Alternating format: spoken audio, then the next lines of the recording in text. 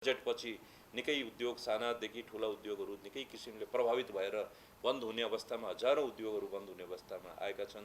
10,000 हाम्रा श्रमिकहरू अहिले बेरोजगार हुने अवस्था आएको छ।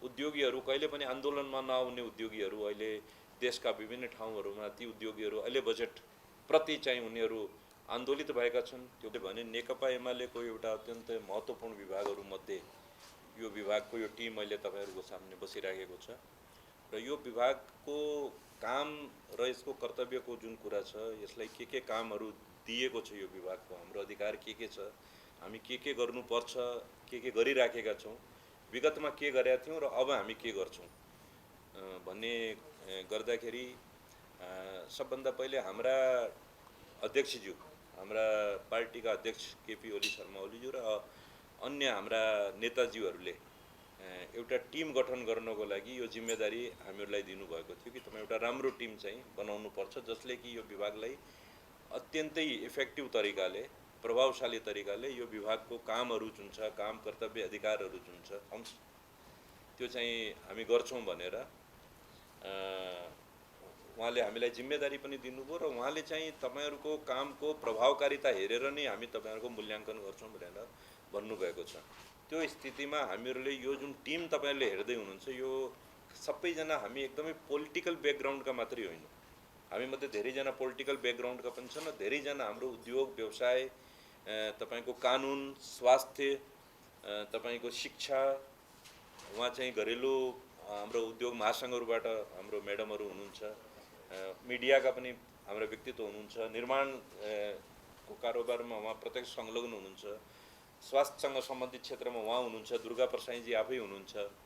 त त्यो किसिमले हामी अब हरेक क्षेत्रबाट हामीहरू यसमा प्रतिनिधित्व गर्छौँ। अहिले हाम्रो 15 जनाको टिम भएको छ। यो टिम चाहिँ हाम्रो 35 जनाको हुन्छ। त्यसपछि हामी यसमा बाहिरबाट विज्ञहरूलाई पनि, जस्तो पूर्व सचिवहरू, पूर्व ब्युरोक्रेटहरू जो स्पेसलाइजेसन गरेका हुन्छन् विज्ञहरू, चार्टर्ड एकाउन्टेन्टलाई पनि हामी ल्याउँछौँ, आर्थिक क्षेत्रको विज्ञहरूलाई पनि हामी ल्याउँछौँ। यसमा हरेक क्षेत्रका विज्ञहरूलाई ल्याएर हामी यो कमिटीलाई अझ हामीले चाहिँ बढाउँदै जान्छौँ। धेरैलाई हामी आमन्त्रितको रूपमा पनि हामी यसमा राख्छौँ र हाम्रो मुख्य काम के हुन्छ भने निजी क्षेत्रको लागि हामी सहयोग गर्ने, सहकार्य गर्ने, निजी क्षेत्रलाई केही कुनै किसिमको पनि समस्या छ भने त्यो चाहिँ हामीहरूले त्यो समस्याहरूको समाधान गर्दै जाने। किनभने निजी क्षेत्रको काम चाहिँ हतपत चाहिँ यहाँ भएको जस्तो हामी हेर्दैनौँ।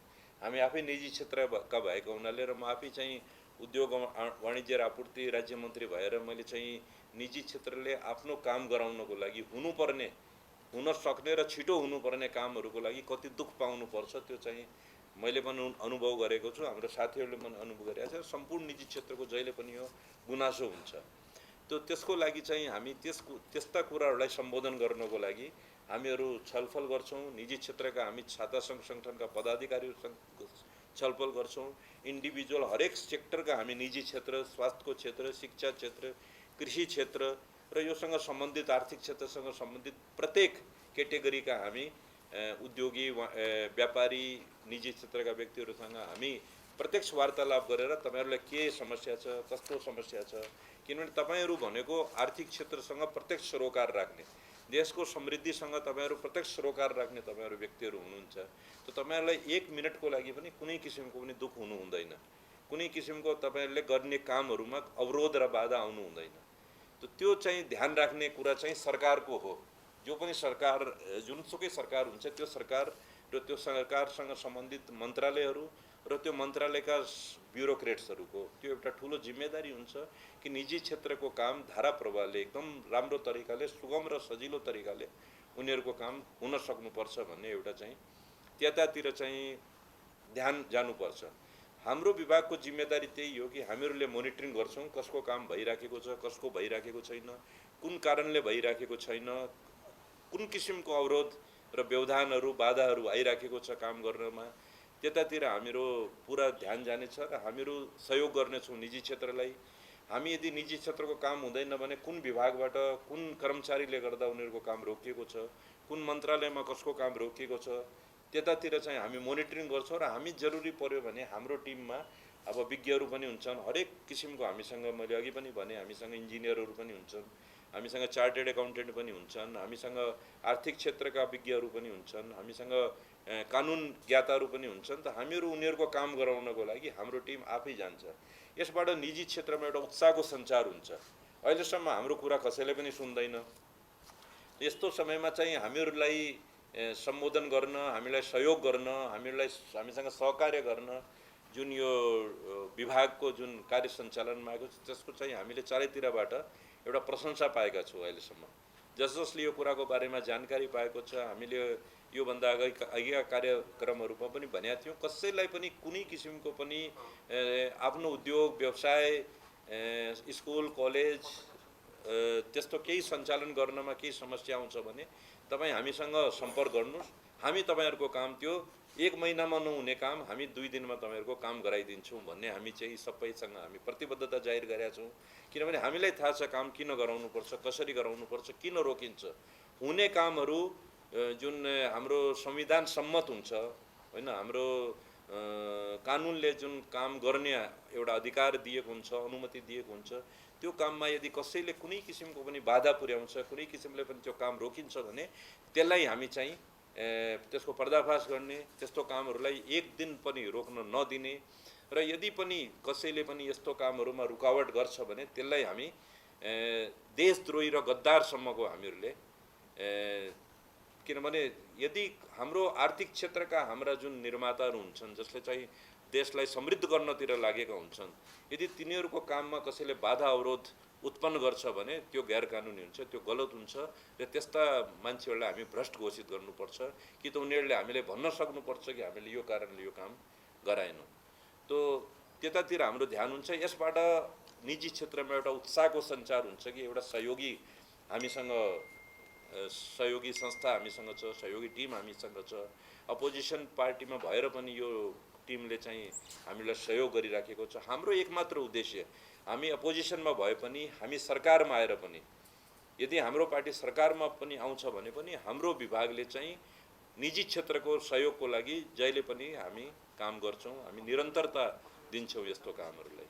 यो हाम्रो मुख्य उद्देश्य हो। यो विभागको मुख्य उद्देश्यहरूमध्ये सबभन्दा पहिले निजी क्षेत्रलाई कुनै किसिमको पनि उनीहरूको मानमर्दन हुनु हुँदैन, उनीहरूको मनोबल खस्किन दिनु हुँदैन, उनीहरूको काममा रुकावट आउन दिनु हुँदैन, उनीहरूको काममा बाधा अवरोध आउन दिनु हुँदैन भन्ने चाहिँ हाम्रो मुख्य उद्देश्य हो यसको।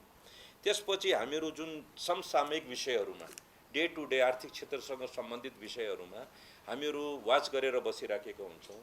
अहिलेको सरकारले कुन किसिमको बजेट ल्याएको छ, यो बजेट कस्तो आउनुपर्छ, यो बजेटबाट कसलाई के प्रभाव परेको छ, सकारात्मक प्रभाव कसलाई परेको छ, नकारात्मक प्रभाव कसलाई परेको छ, त्यतातिर हाम्रो ध्यान जान्छ र हामी सकारात्मक प्रभाव पारियो भने हामी त्यसको प्रशंसा गर्छौँ।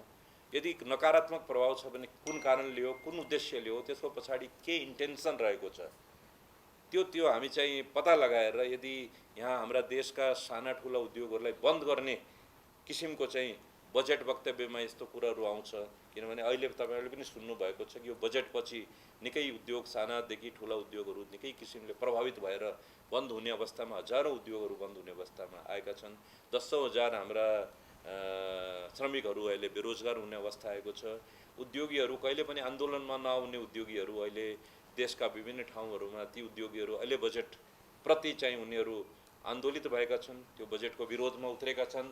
उनीहरू अहिले आफ्नो उद्योग धन्दाहरू बन्द गरेर चाहिँ सरकारसँग वार्ता गरिराखेका छन्। सरकारले दुई चोटि उनीहरूलाई आश्वासन दिएर पनि तिनीहरूको अहिलेसम्म कामहरू भएको छैन। हामी तपाईको गर्छौँ, बजेटमा गलत भएको छ, बजेटमा भुल भएको छ, बजेटमा त्रुटि भएको छ, यो स्वीकार गरेर पनि सरकारले चाहिँ अहिलेसम्म उनीहरूको मागलाई पुरा गरेका छैन। उनीहरूलाई ललिपप दिएर अब हामी केही दिनपछि तपाईहरुको यो जुन बजेटमा ट्याक्सेसनहरू जुन बढेको छ, ट्याक्सेसनहरूमा जुन एउटा छुट्टै किसिमको जुन एउटा फराकिलो अन्तर देखिएको छ, त्यसलाई हामी तपाईहरुको माग सम्बोधन गर्छौँ भनेर अर्थमन्त्रीज्यूले समेत अर्थमन्त्रीज्यू सचिवज्यूहरूले चाहिँ हामी यो काम गरिदिन्छौँ भनेर आश्वासन दिँदै पनि आजको डेटसम्म टिल नाउ अहिलेसम्म कसैको पनि माग पुरा भएको छैन।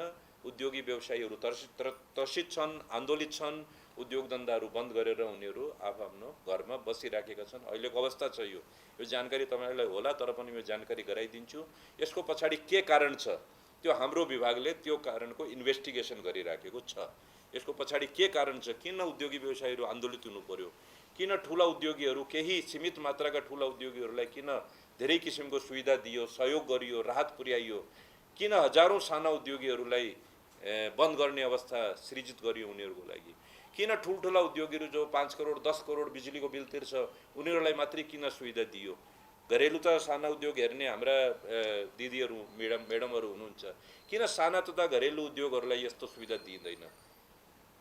जो चाहिँ हजारौँ हजार रोजगार व्यक्तिहरूलाई रोजगारी दिएर अरबौँ रुपियाँ खरबौँ रुपियाँको टर्नओभर गर्छ, तिनीहरूलाई सुविधाको बढी आवश्यकता छ कि 5 जना 7 जनाबाट एउटा सानो कटेज इन्डस्ट्री लगाएको, एउटा जुसको उद्योग लगाएको, एउटा कपडा बुन्ने सानो उद्योग लगाएको, या त्यो अचार बनाउने सानो सानो उद्योग 5-10 जना लेबरहरू राखेर गरेको, तिनीहरूलाई सुविधाको आवश्यकता छ कि अरबपति खरबपति उद्योगीहरूलाई त्यस्तो बिजुलीदेखि लिएर, श्रमिकदेखि लिएर, कच्चा पदार्थमा छुटदेखि लिएर, एक्सपोर्टमा जुन इन्सेन्टिभ दिइन्छ त्यो सुविधाको आवश्यकता कसलाई छ, यो कुराको चाहिँ तपाईहरुले पनि, हाम्रा मिडियाकर्मीहरूले पनि, तपाईहरुले पनि यो कुराहरूको इन्भेस्टिगेसन गर्नुपर्छ। यो सुविधा ठुला ठुला भने घरानिया उद्योगहरूलाई मात्रै किन दिएको छ, अरूलाई किन दिएको छैन, त्यतातिर पनि हामीहरूले यसलाई त्यसमा हामी अलिकति यो कुराको पनि हामीले ठुलो गम्भीरताको साथमा हामी यस बारेमा छलफल गरिराखेका छौँ र यसको इन्भेस्टिगेसनको काम हामीहरूले गरिराखेका छौँ। अब एउटा अहिलेको बजेट भाषणमा धेरै उद्योगहरूले धेरै किसिमको अप्ठ्यारो चाहिँ अहिले यो बजेटपछि त्यो फेस गरिराखेका छन् र यस्तो अवस्थामा चाहिँ सरकारले चाहिँ कसैको पनि सम्बोधन गरेका छैन। एउटा उदाहरणको लागि एउटा यो सानो जुन हाम्रो सेनिटरी प्याड बनाउने उद्योग हुन्छ, जुन महिलाहरूको लागि हाम्रो अत्यन्तै आवश्यक एउटा सेनिटरी प्याड हुन्छ, जसलाई कि विश्वका अन्य मुलुकहरूमा फ्रीमा पनि बाँडिन्छ र त्यसका डोमेस्टिक इन्डस्ट्रीहरूलाई, घरेलु उद्योगहरूलाई चाहिँ प्रोत्साहन हरेक देशको सरकारले गर्छ। हाम्रो चाहिँ यो सरकारले यसपालिको बजेट भाषणमा देशमा भएका सेनिटरी उद्योगहरूलाई पनि बन्द गर्ने एउटा अवस्थाको सृजना गरेको छ। यो अत्यन्तै एउटा हामी त्यस कुराको ठुलो रूपमा भर्त्सना गर्छौँ, विरोध गर्छौँ। यस्तो चाहिँ यदि सरकारले यस्तो सोच बनाएर केही व्यक्तिहरूलाई पोस्नको लागि, केही व्यक्तिहरूलाई चाहिँ उनीहरूलाई फाइदा पुर्याउनको लागि आयात हुने चाहिँ सेनिटरी प्याडमा कर घटाइदिने र यहाँ भएका उद्योगहरूको सेनिटरी प्याड तयारी माल र कच्चा मालमा चाहिँ भन्सारको दर बढाइदिने, कर बढाइदिने, यस्तो काम, यो विरोधाभासपूर्ण काम यदि सरकारले गरेको छ र यसबाट चाहिँ हाम्रा हजारौँ यहाँ यस्ता प्याड उद्योगहरू, सेनिटरी प्याड उद्योगहरू छन्, उनीहरू अहिले बन्द हुने अवस्था आइसकेको छ। यो एउटा अत्यन्तै गम्भीर विषय हो। किन सरकारले देशका उद्योगहरूलाई बन्द गर्नतिर लागिराखेको छ, किन आयातलाई चाहिँ सरकारले चाहिँ बढावा दिन खोजिरहेछ, यसको पछाडि के कारण छ, यसको पछाडि के षड्यन्त्र छ, यसको पछाडि के साजिश छ, यो कुराहरूलाई हामी उठाउँछौँ। अब जुन हाम्रा साथीहरू आन्दोलनमा छन्, अहिले जुन उद्योगी व्यवसायहरूको माग पुरा भएको छैन, तिनीहरूको हामी साथ दिन्छौँ। जोसुकै हाम्रा उद्योगहरू, देशका उद्योगहरू, सानादेखि ठुला उद्योगहरू जो कि बन्द हुनुपर्ने अवस्था आइसकेको छ, तिनीहरूको अब तपाईहरुको माध्यमले, तपाईहरुको मिडिया सञ्चार माध्यमले हामी उनीहरूलाई यो सूचना दिन चाहन्छौँ र हामी सरकारी क्षेत्रमा पनि सूचना दिन चाहन्छौँ कि अब यो विभागले सबैको लागि काम गर्छ। कुनै पनि उद्योग देशमा बन्द हुनु हुँदैन, यो हाम्रो मान्यता छ, यो हाम्रा नेताजीहरूको मान्यता छ। भएका उद्योगहरूलाई हामी त सिक युनिटहरूलाई, रुग्ण उद्योगहरूलाई पनि हामी सञ्चालन गर्ने अवस्था आएको थियो। केपी शर्मा ओलीजीको सरकार हुँदाखेरि हामी भएका प्राइभेट सेक्टरकादेखि लिएर सरकारी क्षेत्रका पनि उद्योगहरू जुन रुग्ण भएर बन्द भइसकेका छ, जुट मिलदेखि लिएर, जनकपुर चुरोट कारखानादेखि लिएर, हाम्रो कृषि औजार कारखानादेखि लिएर, बुटवल धागो कारखानादेखि लिएर, गोरखकाली रब्बर, त्यस्ता अनेक जुन सरकारी प्रतिष्ठानहरू छन्, तिनीहरूलाई पनि हामी पुनः सञ्चालनमा ल्याउने व्यवस्था गरेका थियौँ र प्राइभेट सेक्टरका पनि जुन रुग्ण उद्योगहरू छ, तिनीहरूलाई पनि हामी पुनर्जीवित गर्ने, बन्द भइसकेका कारोबारहरू पुनः सञ्चालनमा ल्याउने, जस्तै हाम्रो गार्मेन्ट उद्योगहरू प्राय यहाँबाट पलायन भइसकेका छ, बन्द भइसकेका छ। आज बङ्गलादेशको गार्मेन्ट अमेरिकामा जान सक्छ। बङ्गलादेशको आर्थिक समृद्धिको मुख्य आधार त्यहाँको गार्मेन्ट फ्याक्ट्री छ। किन हाम्रा देशका गार्मेन्ट उद्योगहरू बन्द भए? त्यसको पछाडि सरकारी सोचको कहाँसम्म के कारण छ, त्यसको किन त्यो उद्योगहरू बन्द भएका छन्, तिनीहरूलाई पुनः जागृत गर्न सक्दैनौँ हामी।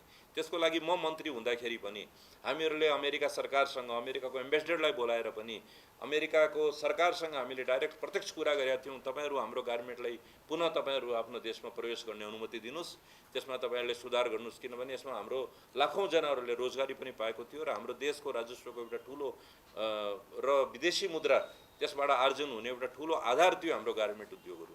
त्यो उद्योगहरू पनि बन्द भएका, रुग्न भइसकेका छन्।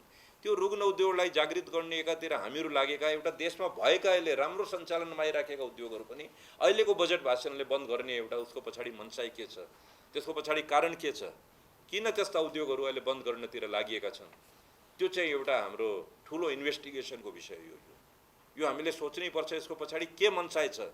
भएका उद्योगहरू साना घरेलु उद्योगहरूदेखि लिएर हाम्रा मिडियम इन्डस्ट्रीदेखि लिएर ठुलो इन्डस्ट्रीहरूलाई किन केही उद्योगहरूलाई फाइदा पुर्याउनको लागि, केही भनेको नगण्य 5 देखि 10 उद्योगहरूलाई फाइदा पुर्याउनको लागि हजारौँ उद्योगहरूलाई मास्ने चाहिँ यो कसको नियति छ, यसको पछाडि के कारण छ, त्यो विषयमा चाहिँ हामीहरू इन्भेस्टिगेसन गर्दै अब हाम्रो यो विभागले हाम्रो पार्टी हाम्रो साथमा छ, हाम्रो पार्टीका नेताजीहरूले पनि यो कुरालाई चाहिँ उजागर गर्नुपर्छ। हामी विरोधको लागि विरोध गर्ने होइन, तपाईहरू राम्रो काम गर्नुभएछ, बजेटमा जुन कुरा त राम्रो छ त्यो कुराको हामी समर्थन गर्छौँ। तर जुन कुरा ठिक छैन, जुन कुरामा तपाईँले देशमा बेरोजगारी बढाउन खोज्दै हुनुहुन्छ, देशको आर्थिक अवस्थालाई तपाईँ सङ्कटमा ल्याउन खोज्दै हुनुहुन्छ, त्यसको चाहिँ हामी भरपुर विरोध गर्छौँ। र त्यसको लागि हामी यहाँ जुन प्रभावित उद्योगहरू छन् त्यसको हामी चाहिँ पुरा विरोध गर्छौँ भन्ने म चाहिँ तपाईहरूलाई यो जानकारी दिन चाहन्छु। अब एउटा कुरा, देशमा अहिले सबभन्दा बढी चाहिँ लिक्विडिटीको कमीको अवस्था छ। अहिले देशमा अहिले हामीसँग फन्ड छैन, ब्याङ्कहरू अहिले रित्तो भइसकेका छन्, सरकारी ढुकुटीहरू खाली भइसकेका छ, देशसँग विदेशी मुद्रा छैन। यस्तो अवस्थामा यो बजेटले किन सम्बोधन गरेन? आज 6, 6.5, 7% विगत 1 वर्ष अगाडि भएको ब्याज दर आज 13 देखि 15% सम्म पुगिसकेका छ। कसरी हाम्रा देशका उद्योगहरू, व्यवसायहरू, जुन निर्माणका कामहरू छ त्यो कसरी चाहिँ सर्भाइभ गर्छन्? के कारणले त्यो ब्याजको रेट बढेको हो? के कारणले चाहिँ हाम्रो यो मुद्राको सञ्चितको कमी आएको छ? के कारणले आज महँगी यत्रो चाहिँ बढेको छ महँगी?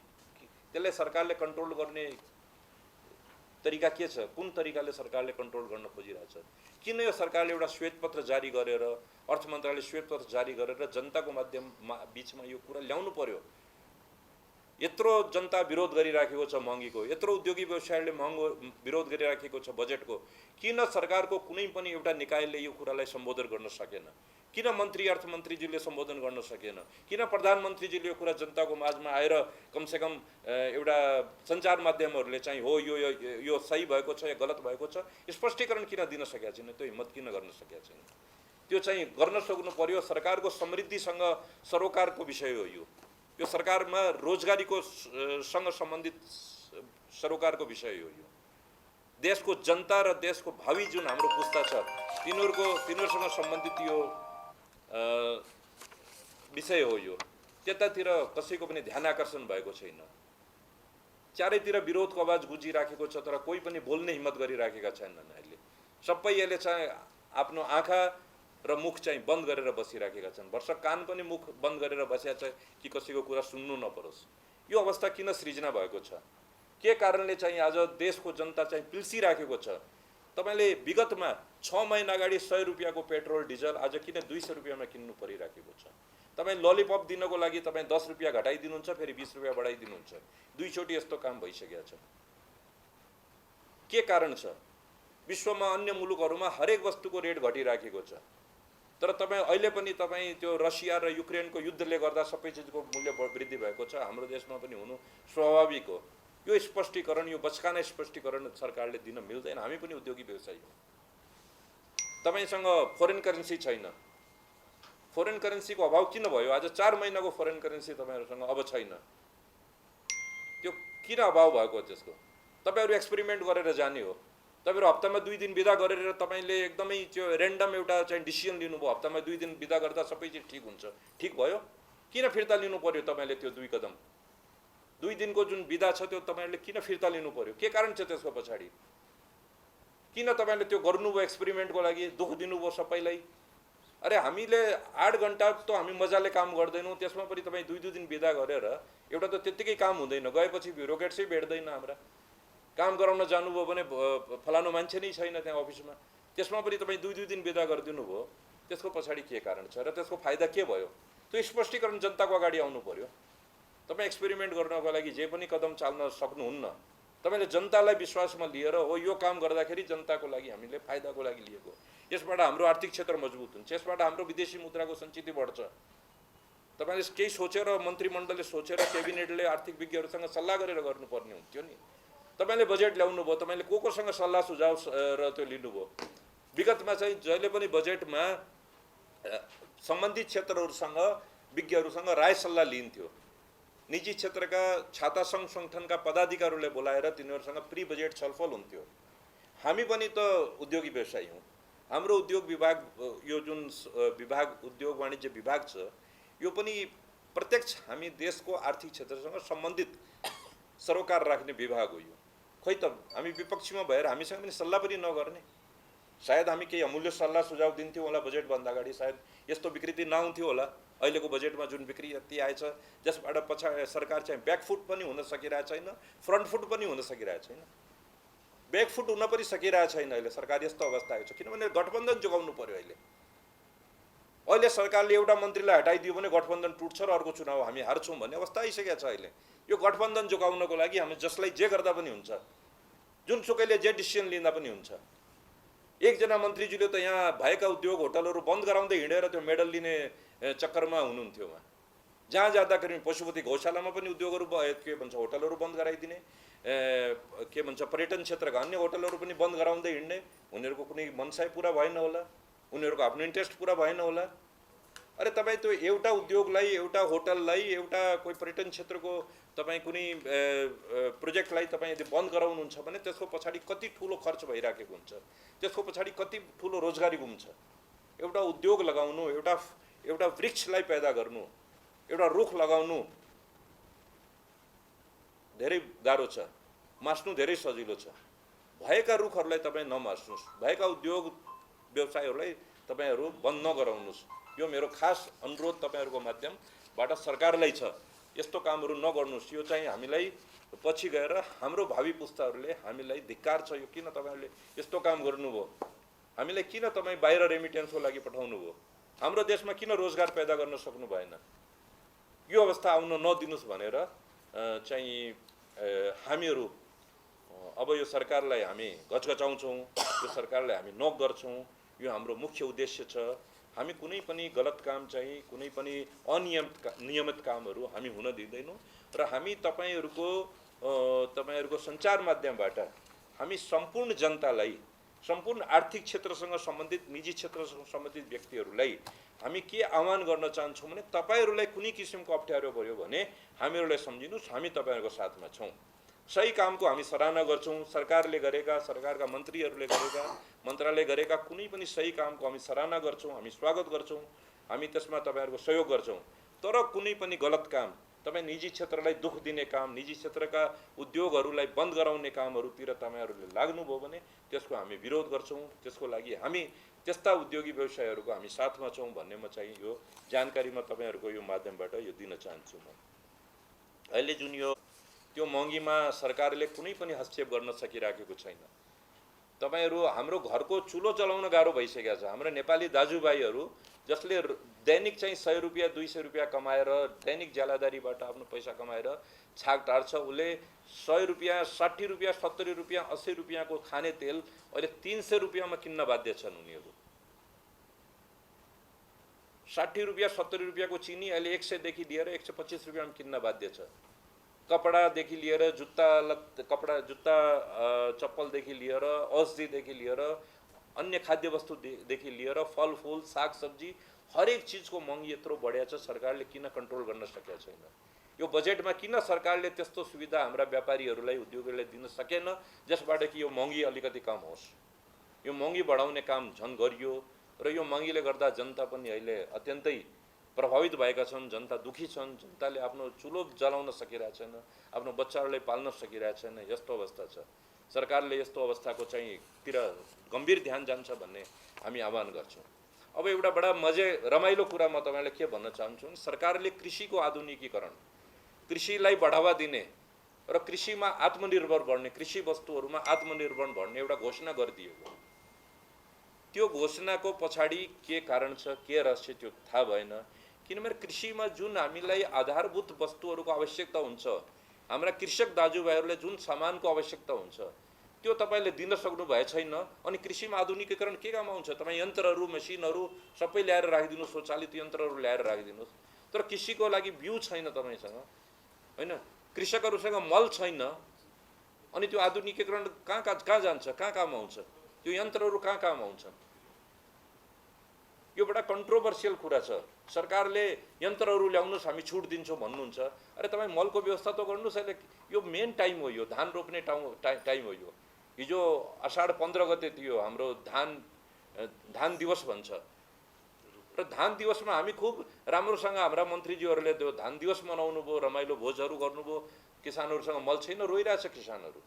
कृषकहरूसँग एउटा मात्रै पेसा हुन्छ, आफ्नो भएको जग्गामा उनीहरूले वस्तु उत्पादन गरेर त्यो वस्तु बिक्री गरेर आफ्नो बजार, आफ्नो परिवारको गुजारा गर्ने, भरण पोषण गर्ने, त्यो काम हो। तर उनीहरूसँग मेन चिजै छैन, बिउ छैन, बिउ बिखन छैन, विषादी छैन, मल छैन। त्यो नभएकन अब कसरी उनीहरूले आफ्नो उद्योग धन्दा चलाउँछन्, आफ्नो के भन्छ खेतीपाती गर्छन् उनीहरू? त्यतातिर पनि सरकारको ध्यान छैन, मल ल्याउनतिर पहल छैन कसैको पनि। त्यसमा पनि कन्ट्रोभर्सी आइरहेछ। हरेकतिर हामी विकृतिका शिकार भइरहेछौँ र यो सजाय चाहिँ जनताले भुक्तिराखेको छ, हाम्रा किसान दाजुभाइले भुक्तिराखेका छन्, हाम्रा उद्योगी व्यवसायीहरूले, हाम्रा निजी क्षेत्रका व्यक्तिहरूले। एउटै सरकारको धारणा छ हामी रेमिटेन्सबाट पैसा कमाउँछौँ। रेमिटेन्स पनि त तपाईँको घटिराखेको छ। तपाईँको रेमिटेन्स जुन वेबाट आउनुपर्ने, जुन सूत्रबाट आउनुपर्ने, जुन ट्र्याकबाट आउनुपर्ने, त्यो ट्र्याकै हटिसक्यो। अब रेमिटेन्स पनि तपाईँको गलत तरिकाले आइराखेको छ। त्यो रेमिटेन्स प्रोडक्टिभ छैन हाम्रो देशमा। त्यो रेमिटेन्सको क्यालकुलेसनै हुन सकिरहेको छैन, कति आइरहेछ। प्रत्येक महिना हाम्रो रेमिटेन्सको जुन रेसियो छ त्यो घटिराखेको छ। रेमिटेन्सले हामी देशलाई चलाउँछौँ भन्ने एउटा भावनै गलत हो। हाम्रो देशमा हामी आफै रोजगारी पैदा गर्नुपर्छ। अर्कोतिर हामी चाहिँ अब रेमिटेन्सलाई पनि हामी सही तरिकाले हामी ल्याउन दिइराखेका छैनौँ। त्यो रेमिटेन्सको अनुचित प्रयोग हुन थालेको छ। अब यहाँ आउने वस्तुहरू महँगो किन हुन्छ? त्यो वस्तुहरू गलत तरिकाले आउँछ। यहाँ त्यो सस्तोमा देखाउँछ, तपाईँको राजस्व कम हुन्छ। उदाहरणको लागि 100 रुपियाँको एउटा कुनै वस्तु 200 रुपियाँको वस्तु यहाँ आउनुपर्ने, त्यो 100 रुपियाँको बिल बिजकबाट आउँछ। त त्यसमा भन्सार 100 रुपियाँमा मात्रै तिरिन्छ। त्यो 100 रुपियाँको भन्सार 200 रुपियाँमा तिर्नुपर्ने भन्सार 100 रुपियाँमा तिरेपछि त राजस्व कम भयो हाम्रो। अर्को अब त्यो 200 रुपियाँ त त्यहाँ पठाउनु पर्यो। त 100 रुपियाँ त हाम्रो त्यो के भन्छ हाम्रो वैज्ञानिक तरिकाले जान्छ, लिगली जान्छ। अर्को 100 रुपियाँ हाम्रो के हुन्छ भने त्यो रेमिटेन्सबाट त्यहीँ कट्छ। त्यो भनौँ नि अब मलेसियाबाट केही सामान आउनु छ, त्यो रेमिटेन्सको 100 रुपियाँ त्यहीँ रहिहाल्छ। त्यो सरकारको राजस्व पनि गुम्यो। हाम्रो देशमा प्रोडक्टिभ रूपमा आउनु पर्ने रेमिटेन्स पनि आएन। यो सब विकृतिहरूले गर्दा चाहिँ अहिले हाम्रो आर्थिक अवस्था जर्जर भएको छ। विभिन्न टाइममा व्यक्ति आउँछ, हाम्रो मन्त्रीहरूको विज्ञप्ति आउँछ, हामी यो देशलाई श्रीलङ्का बन्न दिँदैनौँ। कसले भन्छ तपाईँ श्रीलङ्का बनिराखेको छ यो देश? तपाईँ आफै चाहिँ आफ्नो भित्र एउटा डर पैदा गरेर जनतालाई तपाईँ गुमराह गर्दै हुनुहुन्छ कि हामी श्रीलङ्का बन्न दिँदैनौँ। के अवस्था छ श्रीलङ्कामा थाहा छ? आज मन्त्रीहरू घरबाट निस्किन सकिरहेको छैन। कतिजना प्रधानमन्त्री र मन्त्रीहरूले राजीनामा दिएर अन्डरग्राउन्ड भइसकेका छन्। त्यो अवस्था किन आएको श्रीलङ्कामा? किनभने त्यहाँको सरकारसँग भिजन थिएन, त्यहाँको सरकारले जनताको सहयोग गरेन, त्यहाँको सरकारले निजी क्षेत्रको कुरा सुनेनन्, परनिर्भर भयो त्यहाँको सरकार। र आज श्रीलङ्काको नाम विश्वमा प्रसिद्ध भइसकेको छ, सबभन्दा गए गुज्रेको कन्ट्री, आर्थिक क्षेत्रमा सबभन्दा जर्जर भइसकेको कन्ट्री। त्यो अवस्था भगवानले गरोस्, पशुपतिनाथले गरोस्, त्यो अवस्था हाम्रो देशमा नहोस्। अहिले पनि हामी चाहिँ सुध्रिनुपर्छ, अहिले पनि हामीहरूले बुझ्नुपर्छ, अहिले पनि हामी विज्ञहरूसँग सल्लाह सुझाव गर्नुपर्छ। हरेक क्षेत्रको अहिले देश आर्थिक सङ्कटको अवस्थामा छ। अहिलेको देशमा यो सङ्कटकाल लगाउने अवस्था छ। अहिले हाम्रो अवस्था यस्तो छ, भित्रबाट जे कुरा गर्दा पनि अहिले हाम्रो भित्री कुराहरू, भित्री हाम्रो अवस्था, आर्थिक अवस्था राम्रो छैन। ब्याङ्कहरूसँग पैसा छैन। लगानी गरिसकेको, ब्याङ्कले आधा लगानी गरिसकेको प्रोजेक्ट, उद्योग धन्दा, होटल, कल कारखाना जे भए पनि अब त्यसलाई फर्दर पैसा दिन सकिरहेको छैन ब्याङ्कले। अनि के भयो? 25 करोड रुपियाँको लगानीमा एउटा उद्योग चालु भयो, ब्याङ्कले उसलाई 10 करोड दियो, अब 15 करोड दिनुपर्ने दिइराखेको छैन। अनि के भयो? त्यो उद्योग चाहिँ चालु हुन सकेन। 10 करोड कसको फस्यो? ब्याङ्कको फस्यो, हाम्रो पब्लिकको फस्यो, सरकारको फस्यो, रोजगारी गुम्यो। किन यो भइराखेको छ? किन त्यतातिर सरकारको ध्यान छैन? किन सरकार गम्भीर छैन यतातिर? यो हुनुपर्छ। यो सबैजना अब सर्वदलीय मिटिङ गरेर, सर्वदलीय बैठक गरेर, सबैजनासँग सल्लाह सुझाव लिएर सरकार अगाडि बढ्यो भने अहिले पनि हामी सम्हाल्न सक्छौँ हाम्रो देशको अवस्थालाई। अदरवाइज यो अवस्था यदि बिग्रियो भने यो देशमा सङ्कटकालको अवस्था आउनेवाला छ। आर्थिक क्षेत्रमा म तपाईँहरूको सञ्चार माध्यमबाट यो घोषणा गर्दैछु, अहिले पनि सरकारले चाहिँ राम्रो सकारात्मक कदमहरू चालेन भने यो देशमा यस्तो आर्थिक अवस्था आउनेवाला छ जसलाई फेरि कसैले सम्हाल्न सक्नेवाला छैन। त्यतातिर हामी सबैको ध्यान जानु पर्यो। अब सबैजना यो आउने मौद्रिक नीति जुन छ, नयाँ मोनिटरी पोलिसी आउँछ, त्यसमा केही राहतको कुराहरू आउँछन् कि भन्ने एउटा कुरा आउँछ। तपाईँको जब वृक्ष छ नि, फलको रुख हुन्छ नि, त्यो रुखै तपाईँको सुकिसकेको छ भने त्यसबाट तपाईँहरू फल कहाँबाट टिप्नुहुन्छ? तपाईँको बेस मजबुत हुनु पर्यो। बेस मजबुत भयो भने हरेक चिज मजबुत हुन्छ। तो सबभन्दा पहिले हामी देशका समृद्धिका जो आधार हुन्छन्, देशका हाम्रा निजी क्षेत्रका व्यक्तिहरू हुन्छन्, उनीहरूलाई हामी सहयोग गर्नु पर्यो, उनीहरूलाई हामी बढावा दिनु पर्यो। त्यसको लागि हाम्रो यो विभागको एउटा मुख्य उद्देश्य हामी तिनीहरूलाई बढावा दिने, हामी देशका निजी क्षेत्र जो समृद्धिका सूचक हुन्छन्, समृद्धिका आधार हुन्छन्, तिनीहरूको मनोबल हामी गिर्न दिनु हुँदैन भन्ने हामी यो चाहिँ सूचना प्रसारित गर्नलाई आज हामी तपाईहरुलाई बोलाएका छौं। अब तपाईहरुको केही प्रश्न छ भने एउटा पूरा रोडम्याप हुन्छ, त्यो हिसाबले हामी अगाडि बढ्ने छौं। र अहिले हामी सरकारलाई, मैले अघि पनि भने, हामी सरकारलाई हरेक सकारात्मक सरकारको जुन कदम हुन्छ त्यसमा हामी सहयोग गर्छौं, सरकारको साथमा हुन्छौं। र सरकारले पनि हामीहरुसँग पनि हातेमालो गरेर, मैले अघि सर्वदलीय एउटा अहिलेको अवस्था जुन छ आर्थिक अवस्था, त्यसमा एउटा सर्वदलीय सरकारले बैठक गर्नै पर्ने हुन्छ। हरेक क्षेत्रको व्यक्तिहरूलाई बोलाएर तिनीहरूसँग सल्लाह सुझाव लिनुपर्छ, किनभने अवस्था बहुत सङ्कटपूर्ण छ। यो कुरालाई तपाईहरुले गम्भीरतापूर्वक लिनु होला। यो हामी अपोजिसनमा बसेर हामीले यो नारा दिइरहेछौँ, भाषण गरिरहेछौँ भन्ने होइन। मैले अघि पनि भने, हामी पोलिटिकल ब्याकग्राउन्डको हामीहरूमध्ये कोही पनि छैन। हामी आर्थिक क्षेत्रसँग सम्बन्धित हामी सबैजना छौँ। त हामीहरूलाई थाहा छ अहिले आर्थिक अवस्था कस्तो गुज्रिराखेको छ, देशमा उद्योगहरू बन्द भइराखेका छन्। यस्तो अवस्थामा सरकारले सम्बन्धित सबै क्षेत्रसँग सरसल्लाह लिनुपर्छ। मैले भनिसकेको कुरा एकदम ठिक छ भनेर आफ्नो गोरुको 12 टका भन्ने कुरा जुन हुन्छ नि, त्यो चाहिँ यसलाई भन्नु हुँदैन। अहिले सरकारले यो अवस्था योभन्दा नबिग्रियोस्, यो अवस्थालाई कसरी अब हामीले फेरि सबल बनाउने, मजबुत बनाउने, अहिले पनि सकिन्छ, बिग्रेको केही पनि छैन। अहिले पनि सरकारले ध्यान दियो भने हाम्रो मुद्राको सञ्चित पनि बढ्न सक्छ। तर यस्ता जुन यो गलत कदमहरू हुन्छ नि, एकैचोटि वात्त तेल 20-30 रुपियाँ बढाइदिने, होइन फेरि जनताले हल्ला गर्यो भने केही दिनको लागि चुनाव आउँदैछ 10 रुपियाँ घटाइदिने, फेरि 20 रुपियाँ बढाइदिने, 2 दिनको बिदा गरिदिने, यो गलत एक्सपेरिमेन्टको कामहरू गर्नु हुँदैन। 2 दिनको बिदाको औचित्य के थियो, कोसँग सल्लाह गरेर गरियो, त्यसको सरकारले जवाब दिन सक्छ। त्यसबाट देशलाई कति ठुलो क्षति भएको छ। 2 दिन बिदा हुँदाखेरि उद्योग धन्दा बन्द हुन्छन्, स्कुल कलेज बन्द हुन्छन्, सरकारी काम एउटा त्यत्तिकै 8 घण्टा काम हुँदैन, 8 घण्टामा 4 घण्टा काम हुन्छ, त्यसमा पनि 2 दिन बिदा गरिन्छ। सरकारले सबैको सल्लाह सुझाव लिनुपर्छ। यो देश तपाईहरुको पनि हो, हाम्रो पनि हो, हामी सबैको। हामी विपक्षीमा भएर हाम्रो देश होइन भन्न मिल्दैन, हाम्रो पनि हो। हाम्रो पनि यो देशको आर्थिक अवस्थासँग हाम्रो पनि प्रत्यक्ष सरोकार छ। हामी पनि तपाईहरुको साथमा संलग्न हुन चाहन्छौँ। तपाईले गरेको सही कामको हामी तपाईहरुले समर्थन गर्न चाहन्छौँ र तपाईहरुले गलत गरेको कामको हामी तपाईहरुको विरोध गर्न चाहन्छौँ। यो मेरो तपाईहरुप्रति हाम्रो यो एउटा मेसेज जाओस् भन्ने म भन्न चाहन्छु।